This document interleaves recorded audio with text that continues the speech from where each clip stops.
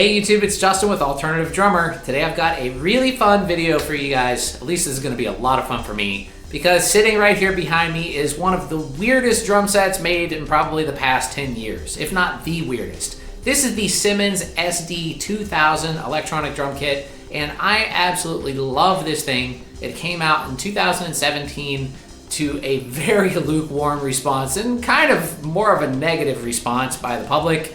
I really think that this drum set deserves another look, and it was largely misunderstood, and I think it is really one of the coolest electronic drum sets I've ever owned. Now, when these things came out in 2017, I immediately wanted one.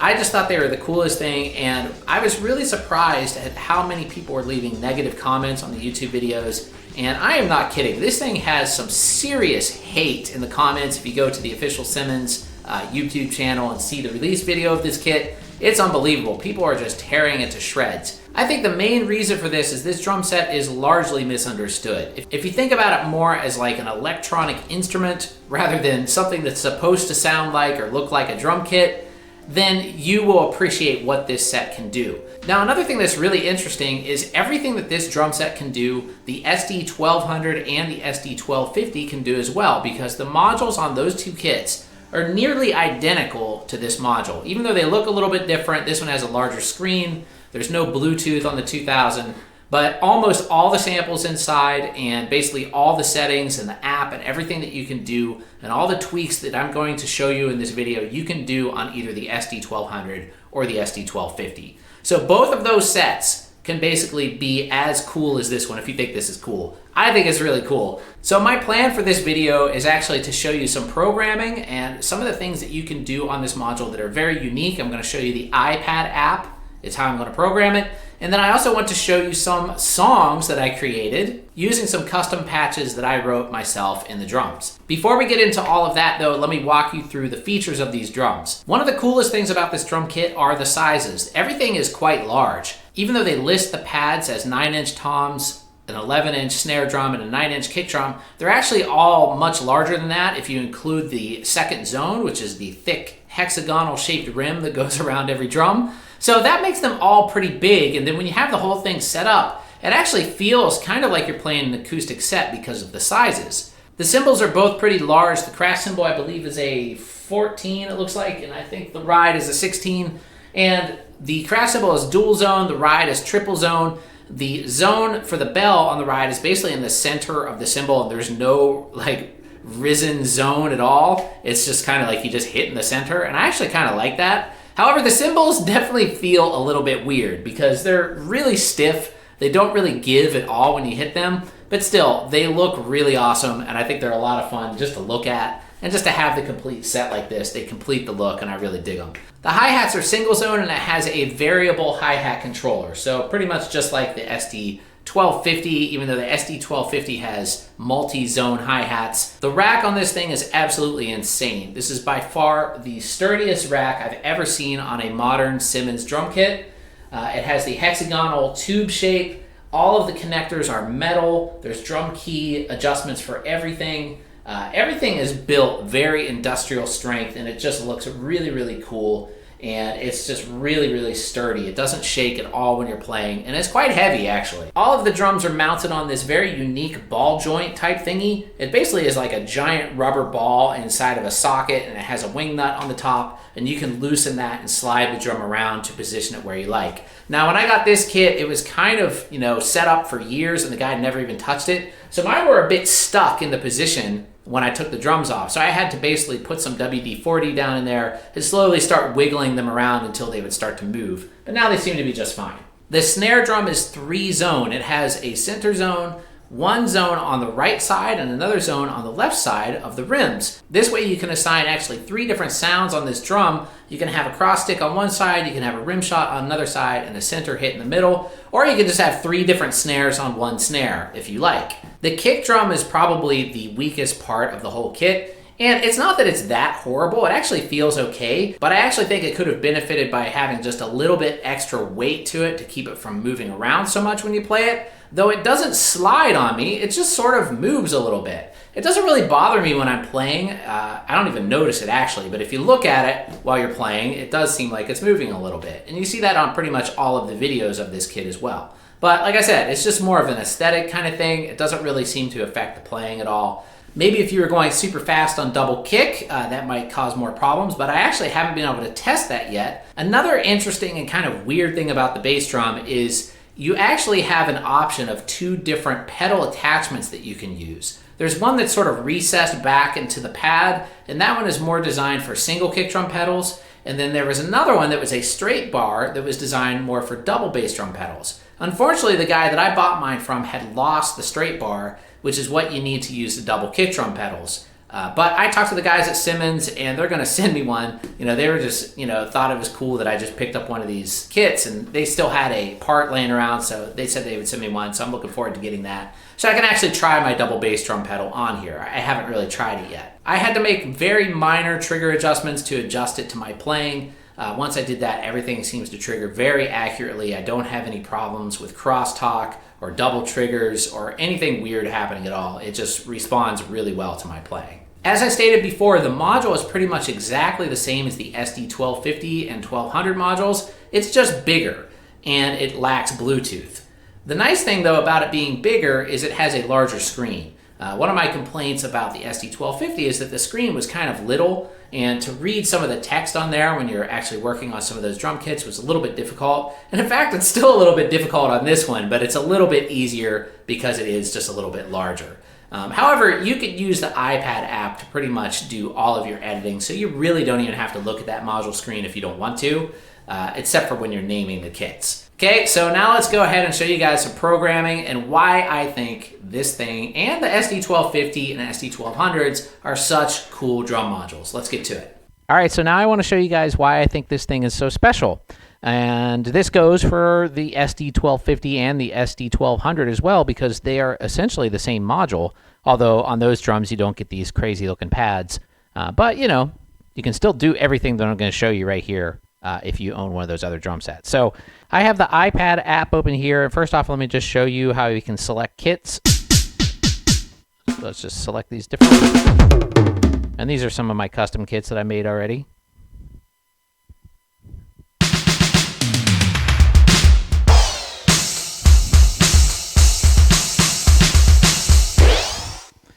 Okay, let's go back to, let's see, have you done this one yet? No. So this one is blank. So I'm going to start from here. Well, actually, before I even do that, let me just show you real quick on this last kit that I made, user kit number 4.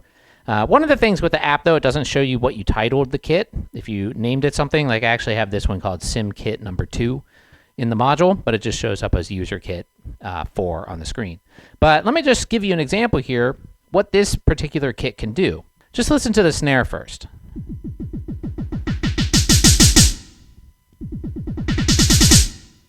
And same with the toms.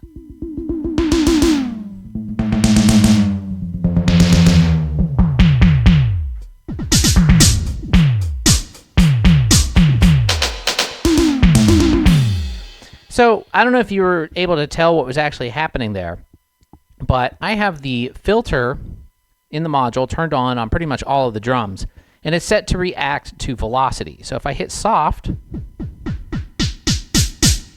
to loud, you can hear the filter kind of opens up. And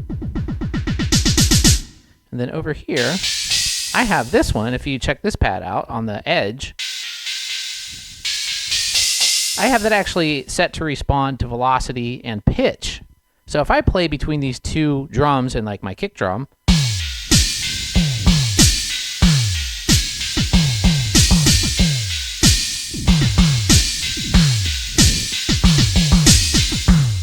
you can see how it opens up all kinds of crazy and weird possibilities. It's much better to think about these drum sets as kind of a sampler synthesizer, because if you approach them from that mindset, like if you have synthesizer programming history like I do, then these things actually make a lot more sense, because it's sort of like how the old Simmons were. The old Simmons were actually analog synthesizers that drums just plugged into. when they designed this particular module, the SD2000, this one was the first one of this bunch. You can tell they were really kind of reaching back to the past and, you know, exploring some of those old features like filters and pitch and all this stuff in here that you can adjust within the module, that when they ran the marketing for this particular drum set, they didn't really touch on that a whole lot, which really is its strongest, you know, that's its strongest quality, basically. Like, they just showed some playing examples, and really the kits weren't very, they weren't tweaked very well, and the drummer who was playing them wasn't that great. And so it just made the example videos of this kit seem really bad when it's really not. It's actually really interesting and a lot of fun to play. So anyway, enough rambling on that. Let's go ahead and program a new kit. So I'm going to go to user kit 5 here. And it just starts off basically the modern maple kit, I think is what it sounds like by default.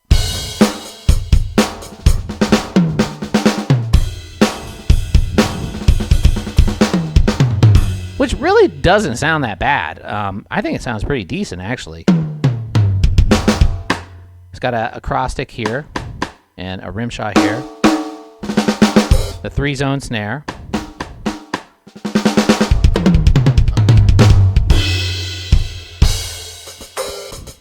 Okay, so let's go ahead and get started with the kick drum. So I'm going to make another crazy sound electronic kit.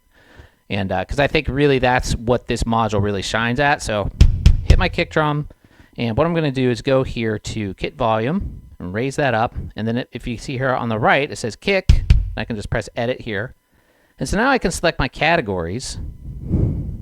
Sorry for the breathing, this headset mic. I can select my categories, so I'm going to start off here with electric kick. So the first one is this lo-fi kick, and I'm just going to cycle through them. I've used that one already and that one already. Tech kick is kind of cool.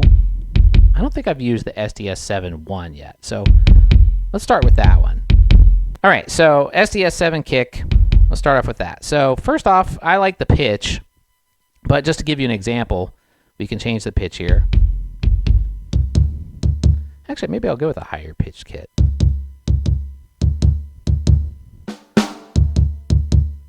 Okay, so there we have that. Now let's check out here if we tap on filter.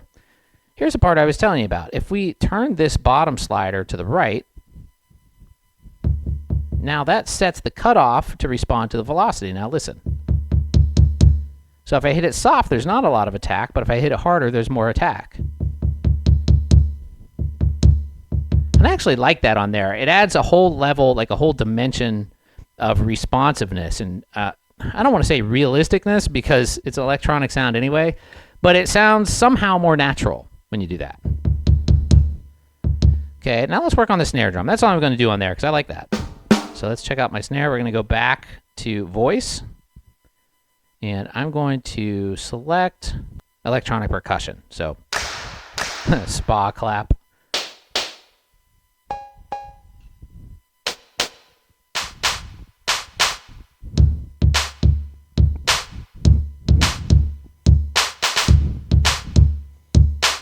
I'm feeling that clap. I think that's pretty cool. Clap trap number 2. And you know, there's not a whole lot I want to change on there. Maybe what I'll do is I'll just turn up the reverb with this effect send right here. Ooh, check that out. That is tight.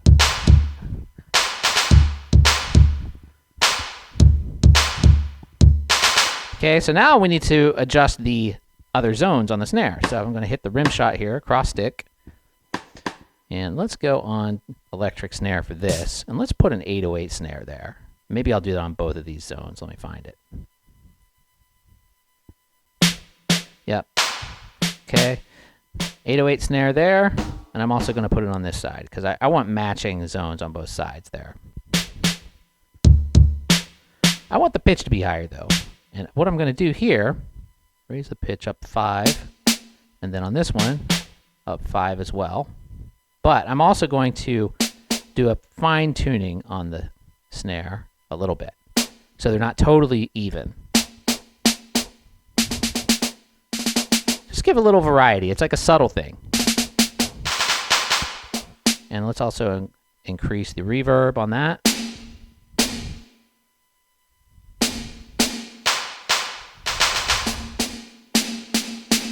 Well, like it a little drier.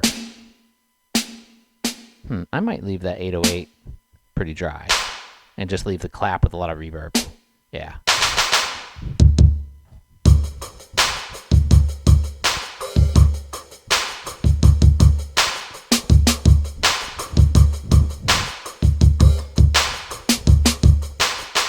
Okay, that's pretty cool already. Let's check out the toms. What can we do here? I kind of like that tom. Let's work with that. I want to work. Are these all the maples? Yeah. So I'm going to work these maples, but what I'm going to do is make them a little crazy. So let's put a little velocity and pitch on here.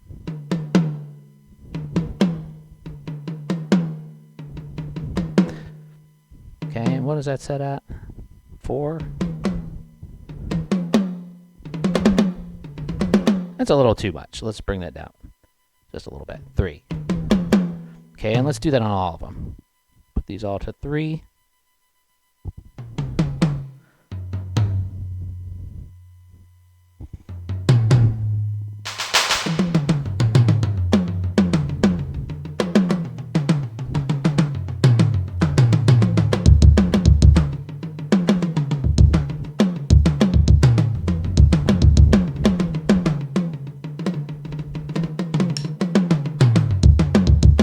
That's pretty neat.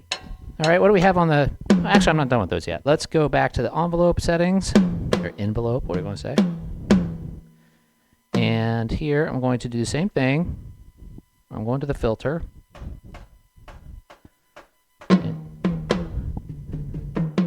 Do I like that? Let's play with this filter a bit. So there's a little lag when you do this sometimes when you hit.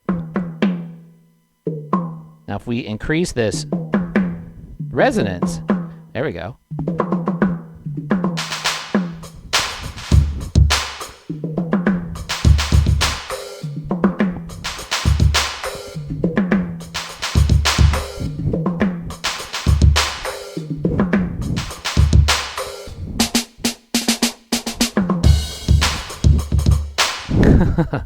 I want that to be a little brighter though.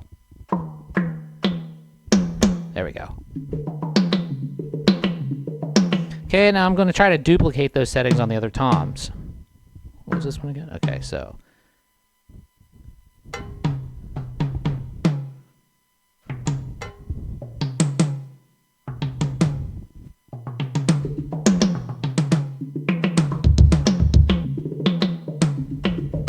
Okay, one more.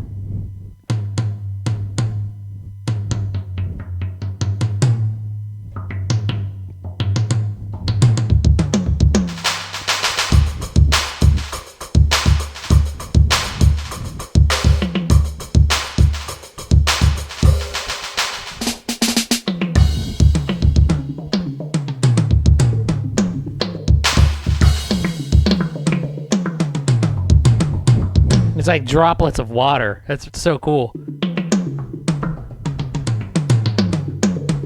Okay, let's mess with the panning a bit too on those. So I want them to be more stereo. Let's pan tom 1 more to the left.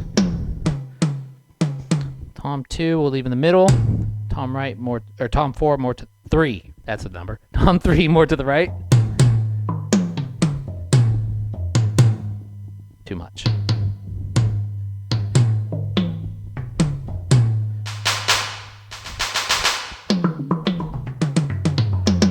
Okay, now let's mess with these edge zones. I think I'm happy with those toms.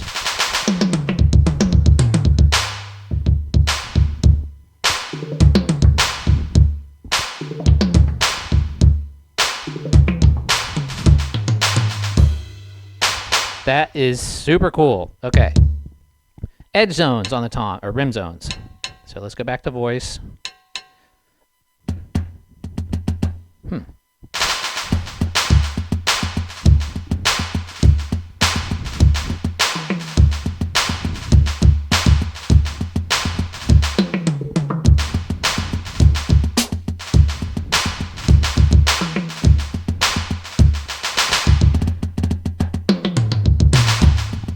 Okay, I think I dig that. Anytime I find myself jamming on something, then I'm like, that must be the sound, okay? That's cool.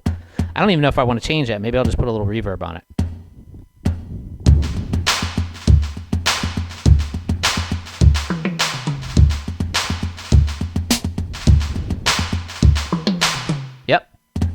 Okay, what can we do here?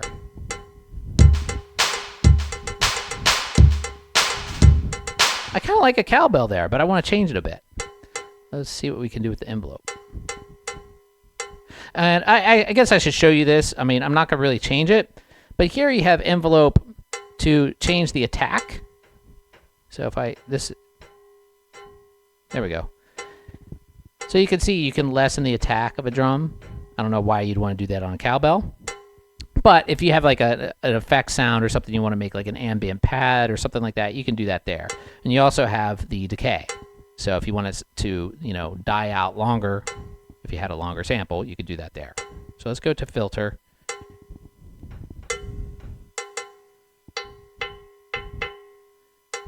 You can also do velocity to resonance.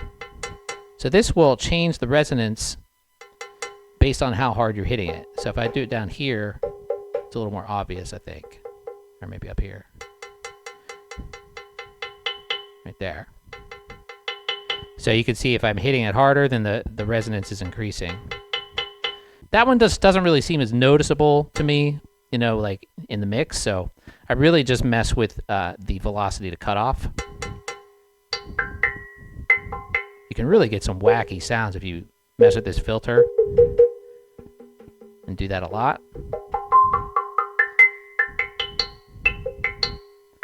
You know, some like analog synth sounds almost. Okay, let's do that. And I'm also going to put the pitch, velocity to pitch on there too.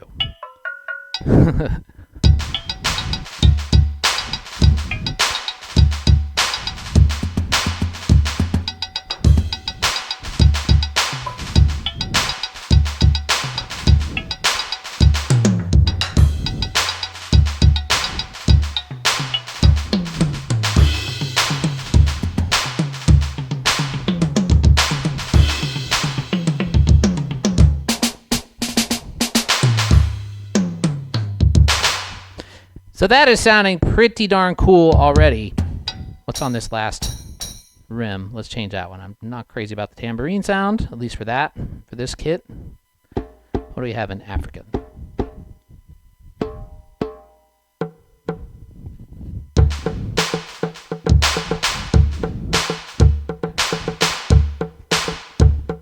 This is kind of cool with that cajon there, and then the Ghana drum. Let's change that pitch a bit.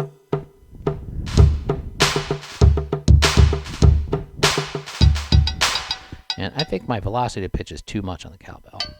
There we go.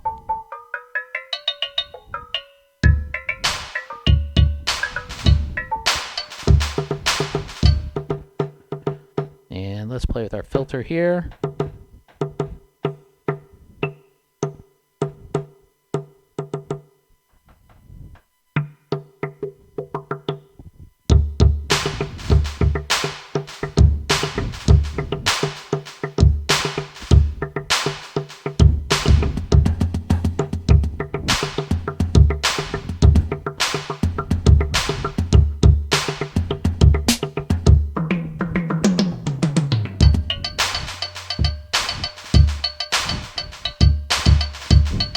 Okay, I haven't even messed with the hi-hats yet. And I already have the idea, or an idea of what I want here. I'm thinking I want some 909 hats, or maybe some 808 hats. Let's hear what the 808s sound like. 808 actually sounds pretty nice. What about for open?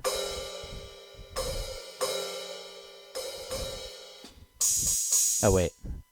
Oh, yeah, I forgot. Here you have to scroll through this top menu here and select which sound you're editing. It doesn't detect it on the hi-hat because there's so many different zones, so you have to actually manually select it there.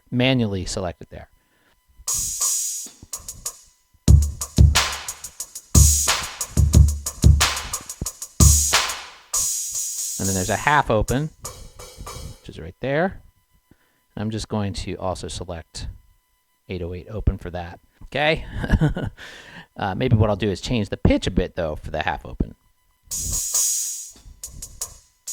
And also we can do velocity to pitch on the regular open sound, just a little. Just so it causes a little bit of variation. And actually, I might do that on the close as well. Let's see what that sounds like.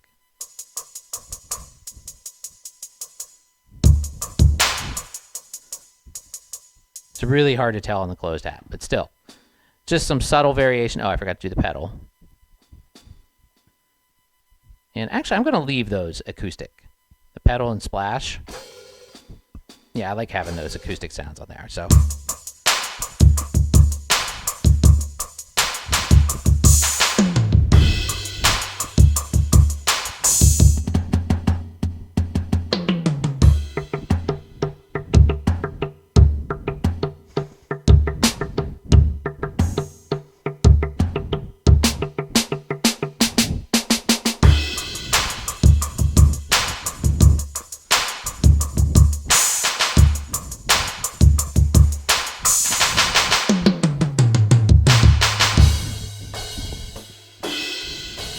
Didn't change the cymbals. I'm fine with those, actually. So I think I'm going to leave those alone. I might change my mind later when I go to record something with this, but, you know, for now, I think they're cool like that. So, yeah, that's, you know, just an example. Oh, I didn't show you the reverb sound. So we can go here on the bottom and change this reverb sound. So room 2, room 3. Basically, the rooms just get bigger. Everything pretty much gets bigger as you go up the list until you get to the end, and then it's delays, but I'll show you a few.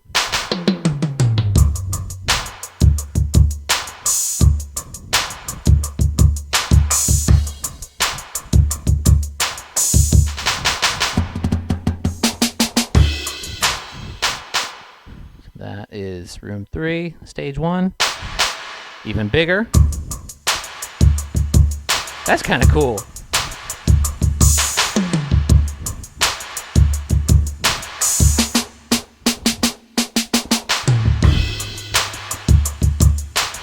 Ooh, I might come back to that. So let's skip ahead a little bit so you guys can hear the different categories. Here's plate. Also very long. That one I like almost just as much as stage 1. Now here's delay.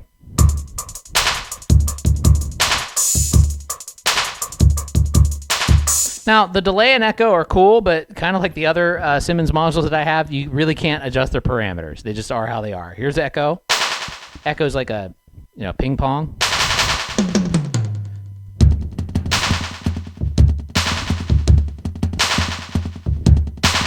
Now, it depends on what tempo you're playing in. You know, actually, now that I'm saying that, I'm wondering if the tempo, let me see something. I'm going to have to adjust on the module to do this, but I'm wondering if the pattern tempo affects the delay time. Let's see. Right now it's set to 120. Let's see what happens here. Nope. That would have been cool, but it doesn't seem like it does. But that's okay. Let me switch my effect back to stage 1 first, because that's the one I wanted to keep. Do I want that or do I want plate? Let's hear plate. I think I like plate, actually. It's a little more under control.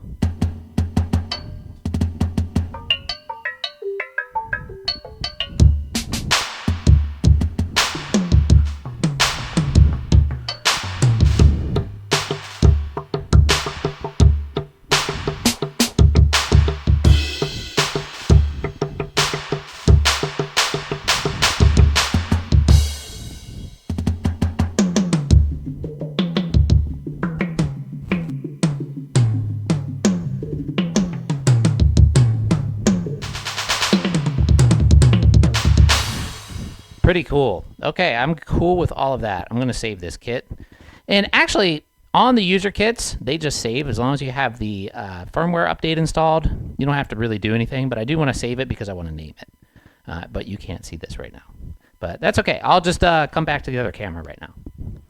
Okay, I do realize this is one incredibly long video. However, we're not quite done yet. Now I'm going to show you a couple of songs that I recorded using the Simmons SD2000. Both of these are all internal sounds using 2 custom kits that I made, basically using the same methods that I showed you in the previous section of this video. These 2 songs were both recorded in Ableton Live using various synthesizers and plugins and things like that, but they're all original. Alright, so here we go, back to back, 2 songs by me, Demonic Sweaters.